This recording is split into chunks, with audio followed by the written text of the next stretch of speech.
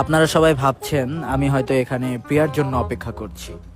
না, আমি অপেক্ষা করছি আমার একটা ভোটকা মোটকা বন্ধুর জন্য। আর ফাইনালি সেই ভোটকা মোটকা বন্ধুটা আসলো। মাত্র 1 ঘন্টা দেরি করায় আমি যাওয়ার পথে ওকে ঠান্ডা মাথায় কিছুক্ষণ বুঝালাম, আর ওর দোষ স্বীকার করলো। যাই হোক, এসব কথা বলে কি আর হবে, চলুন আমরা বাণিজ্য মেলাটা ঘুরে দেখি। আমি ইন্ট্রোটা দিচ্ছিলাম, এমন সময় ভোটকা মোটকা আমার ভিডিওতে ঢুকে এসে বলে ওর নাকি ক্ষুধা লেগেছে।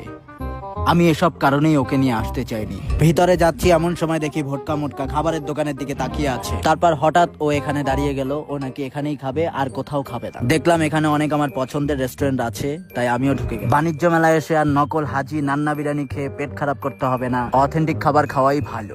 তার উপর এত সুন্দর পরিবেশ, দেখতেই পাচ্ছেন ভোটকা মোটকা চেয়ারেও বসতে পারছে না। কি আর বলবো বলেন। তারপর ফাইনালি আমরা বাণিজ্য মেলা ঘোরা শুরু করলাম। ঘুরছি আর অবাক হচ্ছি কত রকমের জিনিস এখানে পাওয়া যায়। কপাল ভালো যে আমরা দুজন আমাদের পছন্দের মানুষকে সাথে নিয়ে আসিনি, না হলে হয়তো এই দোকানগুলো থেকে কিনতে কিনতে আজকে আমার কিডনি বিক্রি করতে হতো। ঘুরতে ঘুরতে হঠাৎ দেখি ভোটকা মোটকা আমার সাথে নেই। কোথায় গেল দেখি হঠাৎ করেও খাবারের দোকানে গিয়ে খাবার অর্ডার করছে।